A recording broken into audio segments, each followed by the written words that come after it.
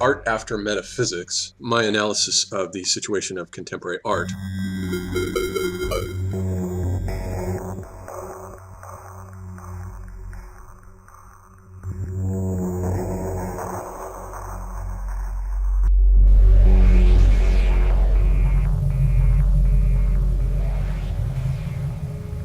Being was something that underwent a series of transformations, but meaning during that age was fixed.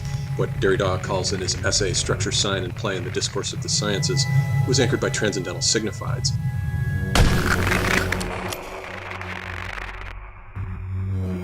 Contemporary art here is something that is happening in a post-metaphysical age in which all the meaning systems have broken down, and there are no longer any guarantors of meaning. All the transcendental signifieds have been deconstructed. All the grand meta-narratives, beginning with Nietzsche's enunciation of the death of God, have been deconstructed and pulled apart, and they have broken down. And so what we're left with is a sort of collapsed midden heap of discarded signifiers and semiotic vacancies, and just generally a broken rubble heap of meaning, in which the contemporary artist, let's say an Anselm Kiefer or a Damien Hirst or a Gerhard Richter, has to sift through this midden heap, pick up old signifiers and hybridize them with new signifiers in order to construct entirely new semiospheres, which do not have anymore the character of fixed systems of meaning, but are idiosyncratically specific to each artist. Each artist in the age of contemporary art is a kind of monadologist, evoking Leibniz's term of the monad as a windowless entity that's sort of self-enclosed on itself, or like Peter Sloterdijk's idea that the contemporary age is an age of foam. Rather than being contained within a single globe, a single macrosphere, which is broken down, it's an age of foam in which all these individuals are rubbing up against each other with their own private semiologies, like the bubbles that compose foam.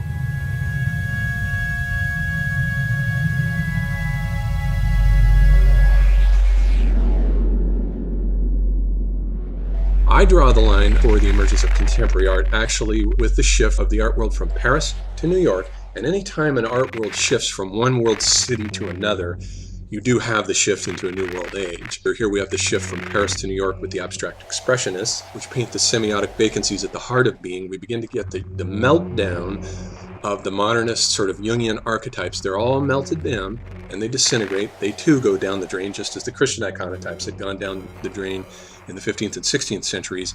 And now we begin to get the age of contemporary art, which is a problematic art in which transcendental signifieds have been deconstructed, since there is no longer a pre-established understanding of what it means to be in the world in this age.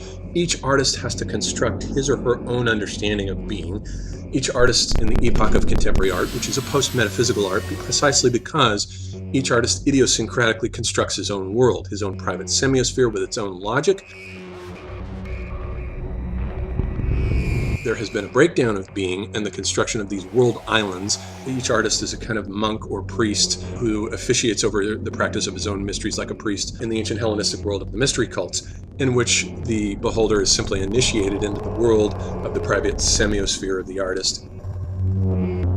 Art becomes now a real challenge because meaning has crumbled. The metaphysical age has collapsed into a vast midden heap of discarded signifiers, ruptured signifieds, and semiotic vacancies that now have to be filled with new forms. And so the artist has to fish through this midden heap, the metaphysical midden heap, the collapsed midden heap, the rubbish heap that represents the rupture, the final end of the metaphysical age, that the artist is now a fisherman of forms who has to pull out forms and hybridize them, the old signifiers, which are removed from their old context, and they have to be re-territorialized, recoded to suit a new semiosphere and new semiotics with new cultural hybrids that have entirely new and unprecedented meanings, which they've never had before.